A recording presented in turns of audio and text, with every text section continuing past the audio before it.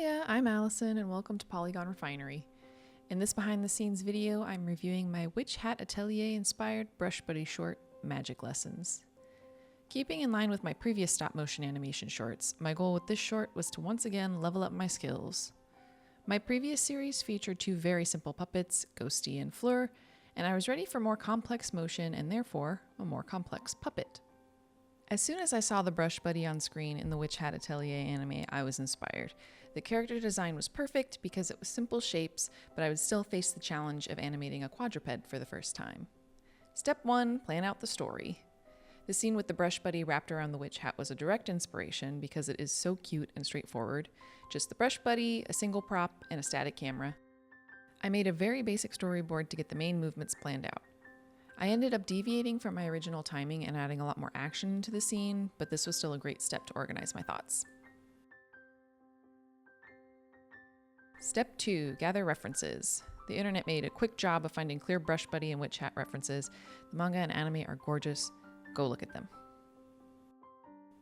Step 3, gather materials and make the things.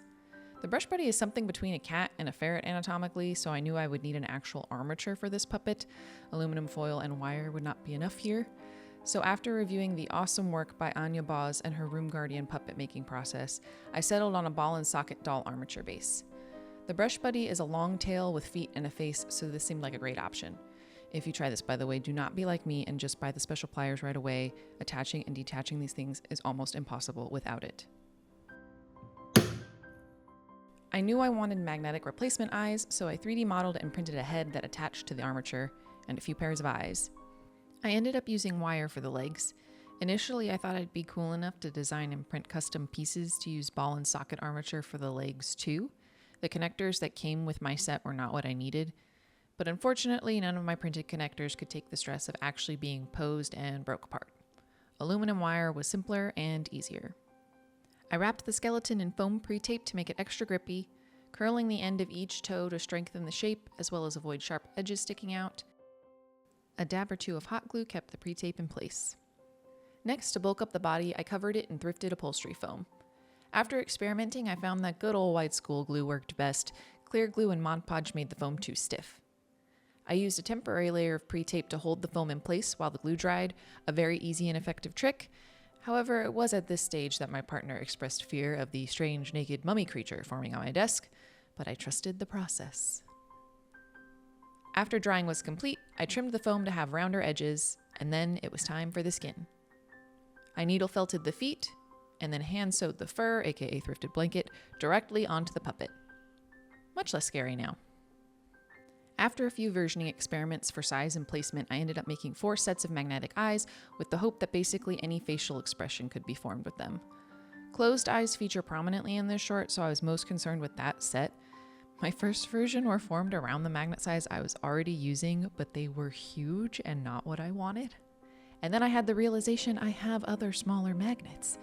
So after scaling them down a lot, I had closed eyes I was very happy with.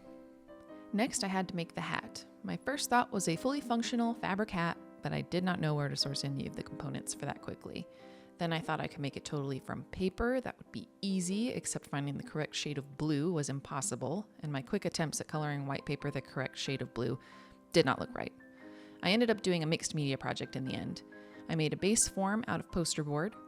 Then I hand sewed thrifted fabric to fit over the form, clipping it at the base to keep the fabric from sliding since that would be hidden from the camera anyway. I sculpted the little button and attached it with magnets to the front.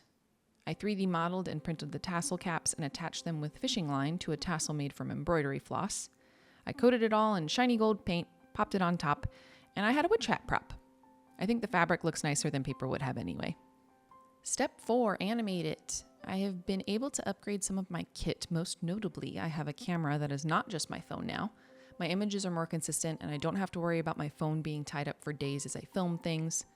And I was lucky enough to film at 5 AM Studios here in Amsterdam for a few days with my first professional setup, so thank you to Jeroen and everyone at the studio. My initial animations were all tests to get a feel for movement and timing. I used a slew of references to get an idea of walk cycles and tail motion. I struggled with movement being too fast and walking being too stiff, but I started to get the hang of it. Then I did a blockout pass with my storyboard as reference. This allowed me to make puppet and lighting adjustments for later. Then began the proper animating. Using drag and frame software on my laptop, I went through my entire storyboard, realizing that a couple moments moved much faster than I would have guessed. My biggest hurdle was rigging. My previous animations were all magnetized to the ground, but this puppet is freestanding, also much larger and heavier. My Magic Hands rig was not even close to strong enough to hold the Brush Buddy off the ground as it ran, so I ended up using steel blocks to hold Brush Buddy up like Superman, hoping I was not cursing future editor me with the cleanup that entailed. Spoilers, editing went just fine. It was not an ideal rig setup, but it got the job done, and when I miraculously finished filming earlier than I anticipated, I planned out a bonus ending, all improvised using my husband's stationery supplies. Step 5, cleanup. Next, it was time to take all of my frames and polish them up.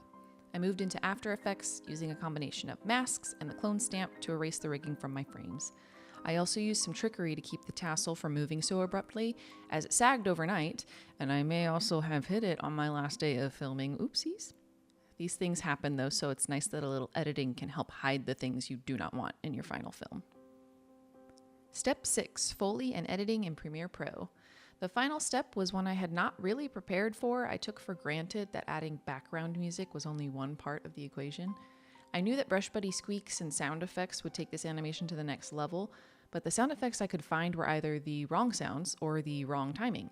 So after listening to a ton of anime clips and playing around with objects in my house, I recorded Foley and made my creature voice acting debut. I never figured out a good Brush Buddy running around sound, but I am happy with what else I was able to record.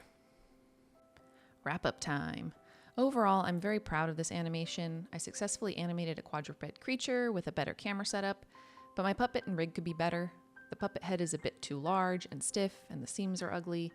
The legs and feet were really annoying to work with. Since they are just wire and I kept them short, I had very limited range of motion. The needle felting constantly needed fixing as holes developed at the toes. A proper armature with silicone paws would be more robust, but I do not have access to the tools required for all of that yet. And my simple rig is just too flimsy to hold bulky stuff, although it did keep the Brush Buddy from falling over for quite a few frames. But despite the limitations, animation still happened. The Brush Buddy is very cute. I'm sure I will be animating more with this puppet. For the future, I'm working my way up to mouth animation, and better lighting, better rigging, different armatures. Those would all be fun to get my hands on eventually. If you enjoyed this video, check out my other shorts and behind the scenes videos on my channel. Thanks for watching, subscribe if you want to see my future creations, and remember to keep making stuff. Now please enjoy the widescreen edit of Magic Lessons. Bye!